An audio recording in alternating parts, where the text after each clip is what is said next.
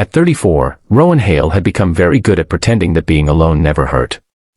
Every morning, he arrived at the small farm machinery workshop before the sun had fully climbed over the trees, wiped the dust from yesterday's workbench, and buried himself in broken engines, loose bolts, and old tractors that seemed to need more patience than repair. To everyone around him, Rowan was dependable, quiet, and content. But there was one question he had learned to dread because it always opened a door he had spent years trying to keep locked. "Why are you still single?" That afternoon, the question came from a woman he had never expected to hear it from. Her name was Maren, and she had arrived at the farm with a tractor that refused to start. She stood beside the machine in a red overshirt, smiling as though the world had never given her a reason not to smile. Rowan was explaining the problem when she tilted her head, studied him for a moment, and casually asked why someone like him was still single. Before Rowan could find an answer, Maren gave a small, thoughtful smile and asked whether he was waiting for someone. Rowan froze. For several seconds, the workshop seemed strangely quiet. The ticking of a cooling engine became louder. Somewhere outside, birds moved through the trees, and sunlight spilled across the dusty floor. He could have laughed it off. He could have made a joke.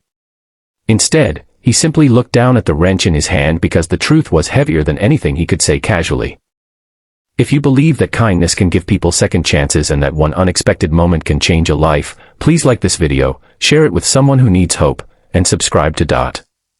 Sometimes the smallest acts of kindness become the beginning of someone's greatest chapter. Rowan had not always been alone. Years earlier, he had been engaged to a woman named Celeste. They had planned a small wedding, a modest home, and a future that seemed perfectly ordinary. Rowan had believed that ordinary was exactly what he wanted. Then, only weeks before their wedding, his father became seriously ill. Rowan put everything aside to care for him, believing that love meant staying when life became difficult. Celeste did not see it that way. She told Rowan that she could not spend her life waiting for him to finish rescuing everyone else. The engagement ended quietly, without a dramatic fight or cruel words. That almost made it worse. Rowan watched the person he had planned his future with walk away while he stood helplessly between the responsibilities he could not abandon and the life he had once imagined. His father eventually recovered enough to return home, but the experience changed Rowan. He became convinced that love was something that required perfect timing, and he had learned that life rarely offered perfect timing. So he stopped looking. He worked. He repaired machines. He helped neighbors when their equipment broke down. He visited his father every Sunday. He paid his bills, kept his little house clean, and filled his evenings with old movies and books. He told himself that peace was enough. But peace and loneliness were not the same thing. Maren did not know any of that when she asked her question. She only knew that the men standing in front of her seemed different from the people she usually met. He listened without interrupting. He noticed small problems before they became large ones.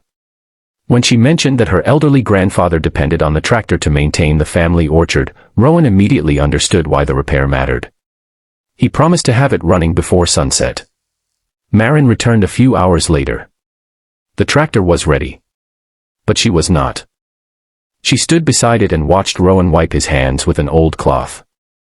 Then she noticed a framed photograph on the shelf behind him. It showed Rowan as a young man standing beside his father in front of the same workshop. Maren asked about it. For the first time, Rowan told someone outside his family the whole story. He explained how his father had taught him everything he knew, how the workshop had once belonged to his grandfather, and how taking care of the family had slowly become his entire identity. He admitted that after his engagement ended, he had decided it was safer not to expect anything from anyone. Maren listened. She did not interrupt. When Rowan finished, she simply told him that being hurt once did not mean he was destined to remain alone forever. Those words stayed with him.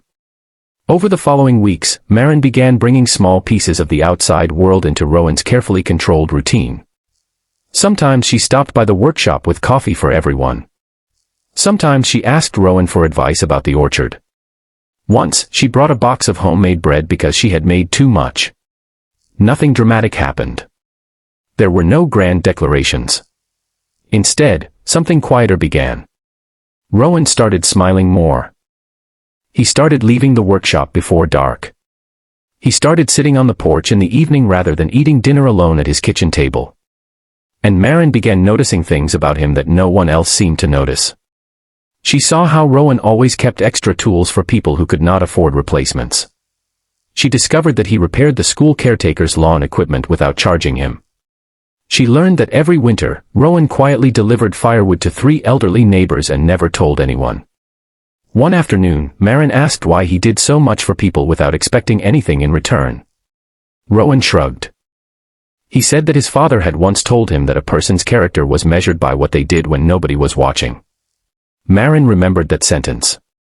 Then came the day everything nearly fell apart. Rowan's father suffered another health setback, and the old man's condition frightened him.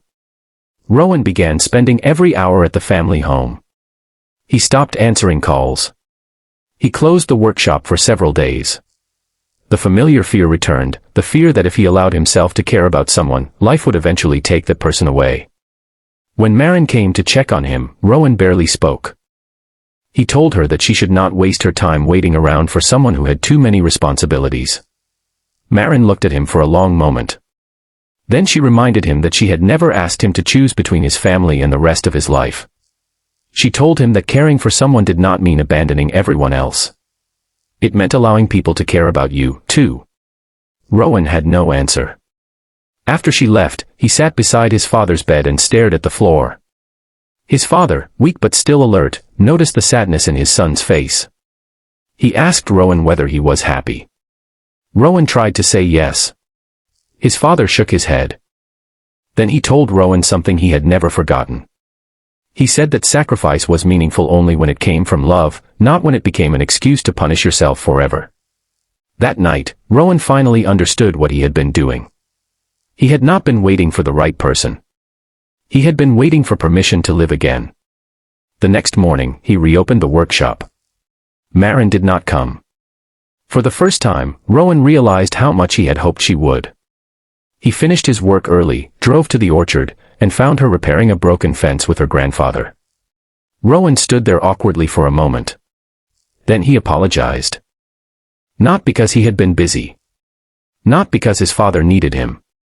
But because he had pushed away someone who had only tried to remind him that his life could still contain something good.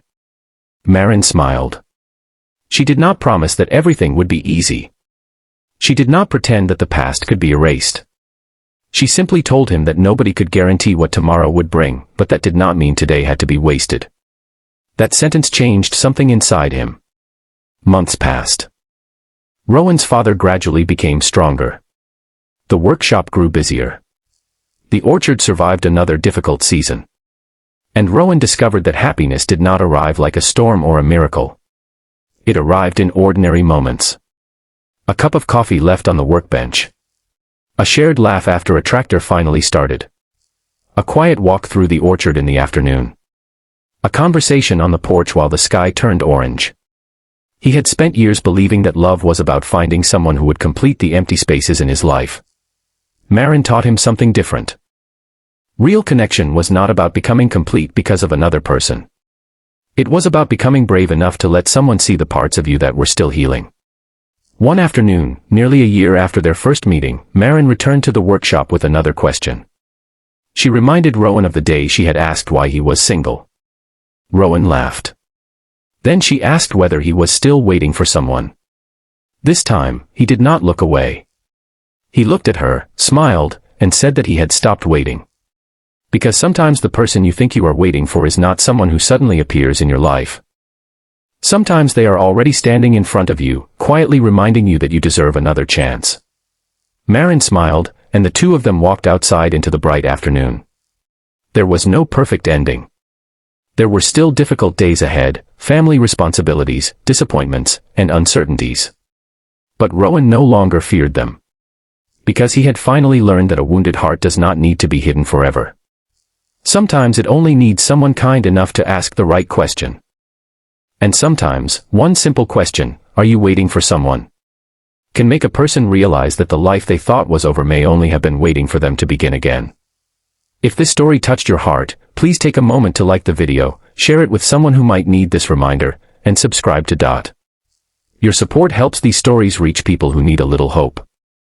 And before you go, please comment one word, second chance, if you believe everyone deserves an opportunity to begin again. Because sometimes the greatest kindness we can offer another person is not saving them from their past. It is simply reminding them that their past does not have to decide their future.